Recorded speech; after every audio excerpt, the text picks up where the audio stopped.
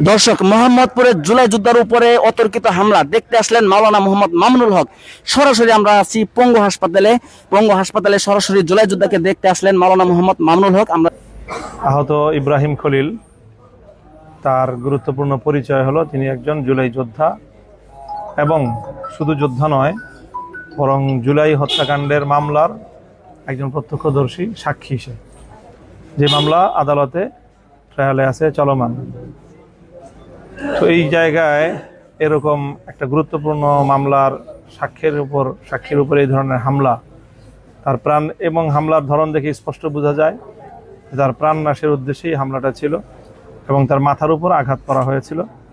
সেই আঘাত ঠেকাতে গিয়ে তার আঘাতটা আল্লাহ রহমতে মাথায় না লেগে হাতের মধ্যে এত জোরে লেগেছে যে কর্তব্যরত চিকিৎসক যিনি সেখানে আছেন তিনি আমাদেরকে বললেন যে হাতের দুটো হাড্ডি সম্পূর্ণ কেটে গিয়েছে, এত জোরে আঘাতটা লেগেছে।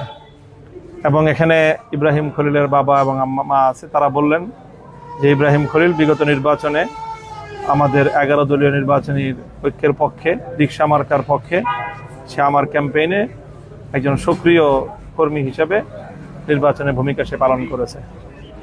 এবং তার সহকর্মীরা হামলার সময় তারাবির নামাজের শেষেই তারা ওখানে চা খাচ্ছিল, তার সাথে যেই ভাই উপস্থিত ছিল, আপনার নাম হলো আরিফ আহমেদ, সে উপস্থিত ছিল।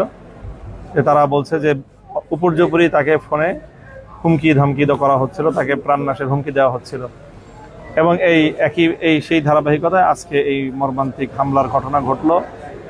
তো এটা তো খুবই আশঙ্কাজনক একটি বিষয় যে একে একে এইভাবে জুলাই যোদ্ধা এবং বিশেষ করে জুলাই হামলাকে কেন্দ্র করে একটি হত্যা মামলার একজন সাক্ষীর উপরে এই আক্রমণ, এবং বিশেষ করে নির্বাচন পরবর্তী এই সময়ে আমাদের একজন নির্বাচনের সক্রিয় কর্মীর উপরে আক্রমণটা, এটা অবশ্যই আমাদের জন্য দেশের জন্য খুবই আতঙ্কজনক একটি বিষয়। আমরা আসলে কিভাবে এর প্রতিবাদ জানাবো, ক্ষোভ প্রকাশ করব, সেই ভাষা আমাদের জানা নেই। আমরা আশা করি যে বাংলাদেশকে অজানা এই আশঙ্কার হাত থেকে দেশকে রক্ষা করা হবে। যেভাবেই হোক নতুন একটি সরকার ক্ষমতাসীন হয়েছে, ইতিমধ্যে আইন শৃঙ্খলা পরিস্থিতির যে মারাত্মক অবনতি ঘটেছে এবং আমাদের মোহাম্মদপুরে পরপর গতকালকেও এই ধরনের মারাত্মক ঘটনা সংঘটিত হয়েছে, হামলা হয়েছে, সেখানে মানুষের উপর চাঁদাবাজি ইত্যাদি, ব্যবসায়ীদের উপর আক্রমণ, তারপরে আবার আজকের এই ঘটনা তো আমাদের স্তম্ভিত হয়ে যাওয়ার মতো। তো আমরা আশা করি যে এই ঘটনার সুষ্ঠু তদন্ত হবে এবং প্রকৃত দোষীদেরকে বিচারের সম্মুখীন করা হবে এবং জুলাই যোদ্ধা এবং জুলাই হত্যাকাণ্ডের মামলার সাক্ষীদের নিরাপত্তায় রাষ্ট্র বিশেষ গুরুত্বপূর্ণ পদক্ষেপ গ্রহণ করবে, সেই আশা এবং সেই দাবি আমরা জানাচ্ছি। ঘটনার পরে কোনো মামলা বা আইনি পদক্ষেপ নিয়েছে? এটা তো মাত্রই, আমরা এখনো আহত ব্যক্তির তার সেবা এবং তার চিকিৎসা নিয়ে আমরা ব্যতিব্যস্ত আছি। এখনো আমাদের মামলা করার মতো কোনো পরিবেশ এখনো এমনি তো ইতিমধ্যে থানায় অবগত করানো হয়েছে এবং পুলিশ জেনেছে বিষয়টা। হয়তো পরিবারের পক্ষ থেকে রোগীর অবস্থা একটু ভালো হলে মামলার পদক্ষেপ নেওয়া হবে ইনশাআল্লাহ। আপনার সাথে আপনার সন্তান ঘটনাটা কি করতে, আপনারা কি জানবেন? আমি বাবা ঘটনা যাই না কি করতে আপনার ছেলে? আমার ছেলে লেখাপড়া